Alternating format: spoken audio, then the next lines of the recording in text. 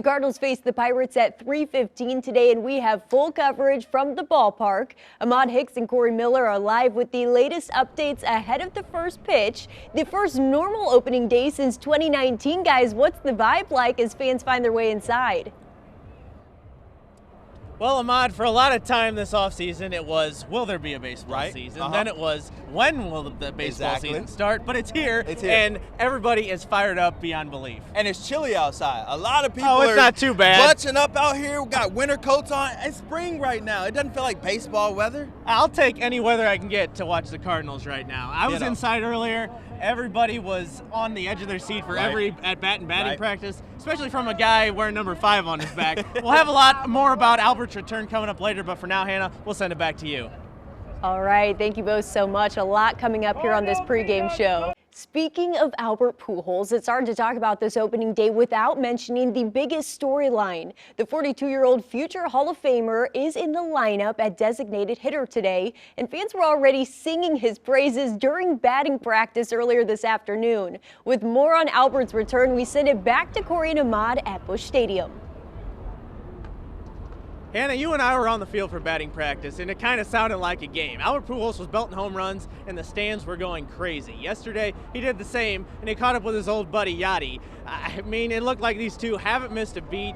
Yadi said Albert looked like he was 21-year-old Albert Pujols. Albert wouldn't go that far. He said he felt like he was 25. Either way, he looks in great shape. He's hitting 5th today, and you know those ovations are going to be extremely loud. We saw Albert and Yadi together yesterday, and like I said, hits like they haven't missed a beat. I do feel like a 25-year-old, believe it or not. You know, I feel good. My body feels good. I train really hard this off season. I mean, I don't take anything for granted. You know, as long as I'm still active, you know, and have a chance to play, you know, I'm always gonna take care of myself. So just enjoy, you know, enjoy the short spring training that I have with the guys, getting to know them a little bit more, and then now, you know, back at it, you know, a full season starting tomorrow. Yeah, I got one question. Do you miss me the last 2 years? Always miss you, buddy. You know that. Hey, how do you think he looks? How do you think he looks, Yadi? He looked like he said he looked like 25, but he looked like John, 21 years old. Albert Pujols. Yadi missed Albert, we missed Albert, but he's back now. Here's the question though, Ahmad. 21 more home runs to get to 700. Does he do it this year? I don't think he does that. I think the biggest impact for Albert will be for those young guys in the clubhouse. I don't think we will see much from him on the field in terms of 21 home runs, 100 RBIs. I don't think that's possible, especially seeing how he won't be hitting DH every single day. So I think the biggest impact will serve in the clubhouse. Well, today is opening day, it is. And Albert Pujols always steps up to the moment. So I think we're going to see something special today. Are you predicting a home run on opening day? I'm not going to call my shot, but it's Albert. You never know. Can put it past him, that's for sure. That's our Pujols report for right now. Hannah, we'll send it back to you. There are still some question marks surrounding this year's Cardinals team, specifically when it comes to pitching. Let's check back in with Corey and Ahmad to discuss the biggest questions heading into this season. Guys?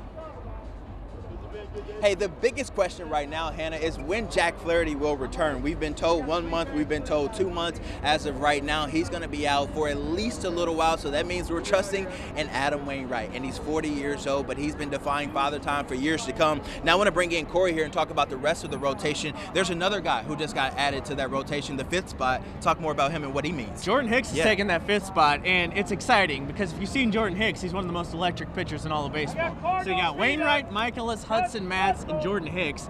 Kind of a long shot, though. Everybody loves Jordan Hicks. They know what he can do, but to be a starter, he's never done that at the pro level. Well, I want to ask you, we've seen his velo get up to 104, 105. How do they taper that down? I don't know if you can with a guy like Hicks. Even if you taper it down, it's still going to be over 100. I think they're going to ease him in maybe 2 or 3 innings. He's not an opener per se, but he's going to be eased into this role. Here's what Ali Marmol had to say about Hicks joining the rotation yesterday. A couple things came to mind when we reported a spring. One, his health. 2, making sure that he felt in control of his outings every time he was out there and not speeding things up.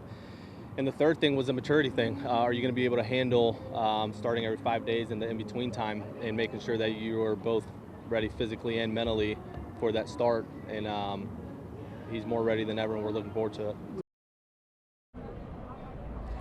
One of the other big questions is at shortstop. Yep. Paul DeYoung won the job, had a great spring training. We know what he can do. We've seen the power. He had under 200 last year, though. Yeah. He changes his whole lineup if he's going right. Well, when I talked to him down in Jupiter, he said that he, last year, seeing Edmundo Sosa take the field made him realize he did not want to be sitting on the bench ever again. So he said this offseason, he really focused in on what he can control. That was his swing and just keeping things simple at the plate. He said he was overreacting to a lot of stuff last year, overthinking a lot. So it's good for him to just settle down and be that guy that we've seen he can be.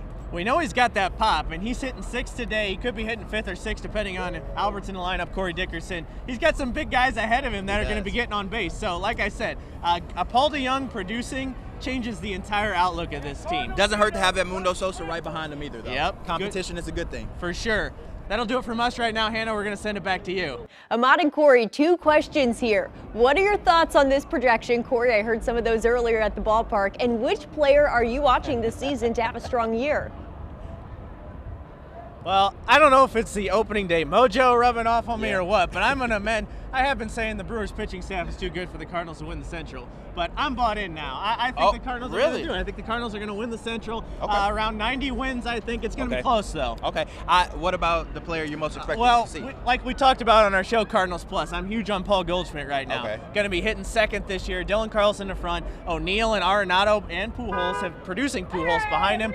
Could be absolutely huge. Paul Goldschmidt's going to have a huge year. Well, for the 84 wins, I think the Cardinals are going to go over. I think this is a team that wins 90 games, but like I said the other day on Cardinals Plus, I do think this is a team that will fall just short of winning 100 games, and we're going to be talking about the pitching and the lack of hitting. I think if they don't address that before the trade deadline, a lot of upset Cardinal fans will reemerge like they did last year when the offense couldn't produce. As for the player I'm looking forward to most this season, I'm going to have to go with Tyler O'Neill. This is a guy, if he can cut down on his strikeout rate, this offense is going to be good, especially if he can hit 30 home runs and bring in 100 runs. So I think he's going to be huge, especially adding to Nolan Arenado, Paul Goldschmidt. If you can have 3 guys producing 30-plus home runs, this offense is going to be fun. Breakout year last year, and like you said, if O'Neill can cut down on the strikeouts, he can be even better, and that's a scary thought for all the National League pitchers out there. Exactly. All right, that'll do it for us from downtown on opening day. I'm ready to go inside and get myself a hot dog. I don't know about you. I'm ready to go warm up. All right, Hannah, we're going to send it back to you so we can warm up and get something to eat. All right, guys, I heard there's some Ted Drew's ice cream over there, so I hope you can save some of that for me by the time that I get over there later. Thank you both.